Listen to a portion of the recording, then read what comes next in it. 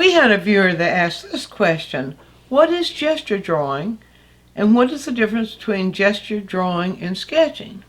Well, before I go ahead and give you that quick tip, we do have already quick tips about gesture drawing. We don't have one that tells the difference, I think, between gesture drawing and sketching. But if you're really interested in gesture drawing, which you should be, I hope you will be, because it's absolutely foundational to drawing. First of all, you can go to quick tips. We have 3, 41, 42, and 43. And then we have 5 other drawing tips that are related to gesture drawing, as well as to other parts of drawing, how to do, or ways that you can become confident in drawing at 77 quick tips 77, 78, 79, 80, and 81. But don't go there now. Let's look now at the difference between gesture drawing and sketching.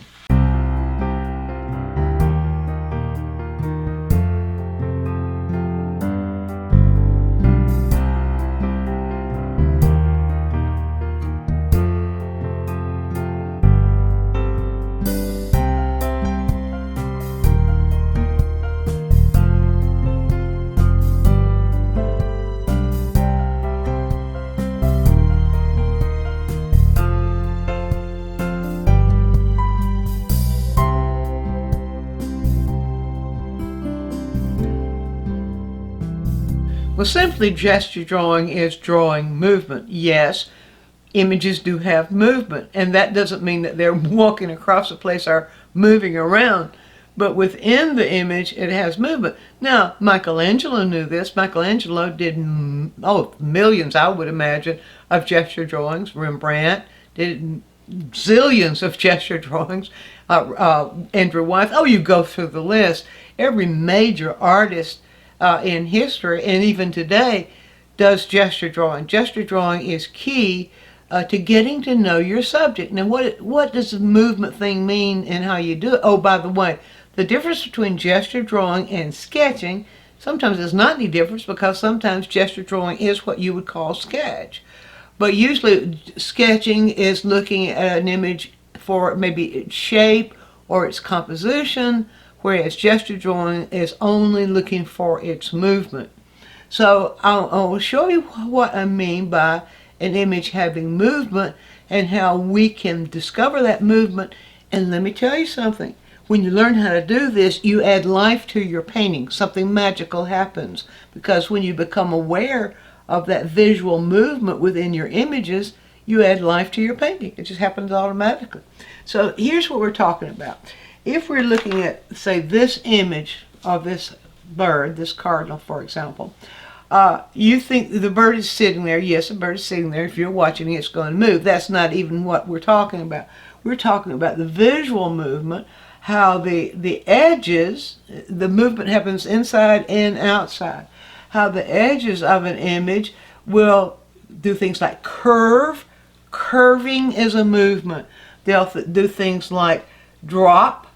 Dropping is a movement. They'll do things like glide, as this limb is doing. It's kind of gliding across. That is a movement.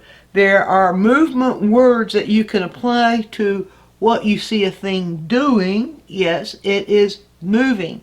This is sometimes you can just say to yourself, moving in this direction, or moving this way, or moving that way, or going this way, or zigzagging. This is a zigzag movement right here. And even the movement on the inside, we have kind of a dropping movement there. We have kind of a gliding movement there. So you have all kinds of words you can use that are action words that will describe what an image, what the lines in an image are doing. And so inside and outside, it's not just outside. So here's what I mean by that. Now, but the difference, if I'm looking for the shape, the movement plays into the shape. Once you discover the movement, you've also discovered something about the shape. But shape has to do merely with how the images, how the lines of the images are related to each other, how they fit together to create a space for that image lives in. Gesture is not the space that the image lives in. Gesture is a movement that is within that space. So here's the way it works. So to do a gesture drawing, if I'm doing a gesture drawing of this, I can do it one of two ways. I can do a direct gesture drawing, or I can do a blind gesture drawing. As the kinds of ways I can approach it. I can approach it with a single line, or I can approach it with a repeated line. Now, I prefer, when I'm first studying an image, I prefer using the repeated line. Here's what I mean by that. I'm going to show you, first of all, just with the shapes of numbers. If I were drawing the number, say the number 3, and I'll shape it like this. If I were drawing the number 3, this shape, and I were catching the movement of that, then I'm doing that. I'm gliding, I'm moving in this direction, and I'm curving. See, anything you describe to yourself, anything that you use that describes the movement, is the gesture. Now, if I were doing a repeated shape, I would do something like this. I would be looking at this shape, but I would be taking the sections of the shape where the individual movements of that shape, or individual motions or gestures of that shape, where they're connected. I would take one at a time. So I would take the top one, and I'd go forward, back, and forward again. At a rhythm, not this, not a slow, meticulous. You see the difference? That is a stiff line. This is a movement line. This is a gestural line. So then if I were doing the repeated movement of the line, again, I'll go through the whole 3 now. How would I do that? One way to do it in sections like I'm talking about would be to go forward, backward, and forward again, forward, back, and forward again, forward, backward, and forward again. When you're doing gesture, you're not trying to get it right. Gesture is an attitude of exploring the movement, discovering the movement, not trying to anticipate what the movement is. And so you don't worry about getting it right, because remember, it's an activity of exploring. And so you are not really, if you're off just a little bit when you're gesture drawing, it doesn't matter. So once again, forward, back, and forward again, forward, back, and forward again, forward, back, and forward again. That is the gesture movement of the number 3. Now, if I'm doing that was looking at the image. That was just plain straightforward gesture. I could also do that blindly. Blindly means I'm looking at the image. Blindly, I'm looking at the image. I am not looking at the drawing. I'm not looking at what's happening here. Okay, now, if I had that 3 in front of me, I'm going to pretend that 3, the shape of that 3 I just made, I'm going to pretend that it is right on your face, or that it's in the camera lens. If I had that in front of me, and I'm looking at it, but I'm not looking at the drawing, I'm just doing this, looking at it but not looking at the drawing, then this is what I would do. I would look at that, and I would go forward, back, and forward again, forward, back, and forward again, forward, back, and forward again. In other words, I would be able to do a blind gesture drawing where I am not looking at what I'm doing. And there is where you build the skill of becoming aware of the movement that your hand is making, and where that movement is, where your hand is on the paper itself. That is recognizing the gesture. And when you can do that, where you don't have to look at what you're doing, then you can really get the gesture. All right, so now when we apply that same principle to an image, it would go something like this. And you can start at the image, any place of the image you want to. So if I'm beginning here on the bird, then it's to go something like this. And by the way, we don't drag our hands when we're doing gesture. Gesture, we try to have, you can use a little bit of balance to have your maybe little finger or whatever's comfortable, or if you hold the pencil like this, you kind of glide your hand, but you don't press, you don't drag, because that'll slow your movement down.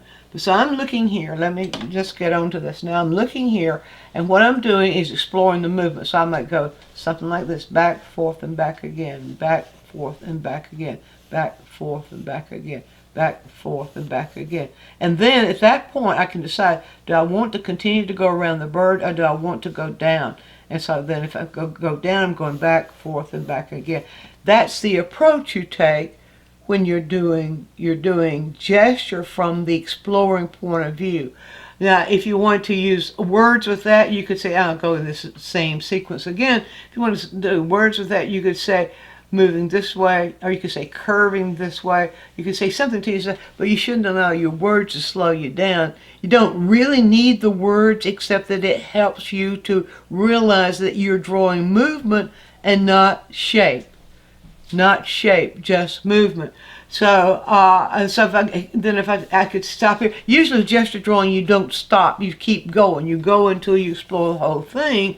But say if I'm going here now, and I get up in these little parts, what do I do with those? Those are little sharp, fast movements. And so I'll just do something like that. And then this, I might go back in here now and kind of go into where I see in the beak. And I might go back here like that. And then I might go here around that little black part around the beak.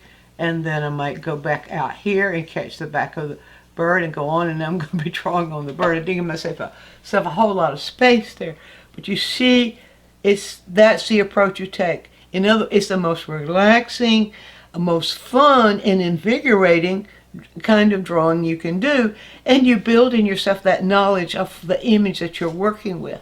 So if you become an addict of gesture drawing, comparing that with the sketching. Now remember that sketching is simply a way of exploring shape, how an image is fitting into the space, how the image itself occupies a space. That is sketching. Gesture drawing is drawing movement. That is how the edges inside and outside the image itself, how those lines are moving, how those edges are moving. And so when you make that distinction, you're going to find out, those of you who are now using overhead projectors or tracing projectors, you're going to abandon that, baby, because you're going to realize it's nothing in the world but restrictive. It only tells you how to copy a photograph, doesn't really give you any insight into your images. But when you really start gesture drawing, I think you'll see all the difference in the world. In your paintings. So give this a try and go to those tutorials I mentioned, the quick tips I mentioned to you at the beginning of the video. Give gesture drawing a good workout, and I think you really will see the difference. Be sure and view all of our quick tips. And while you're doing so, subscribe to the channel, click on the bell so you'll always get a notice when we produce a new quick tip, which is every week. And if you have a question, leave it in the comments section and we'll make a quick tip for you. Also, take a trip over to DianneMize.com where I have full-length lessons, downloads, DVDs, lots of other stuff there, some free stuff for you. And while you're there, you can subscribe to the newsletter, and that way you'll always be informed every time we do something new.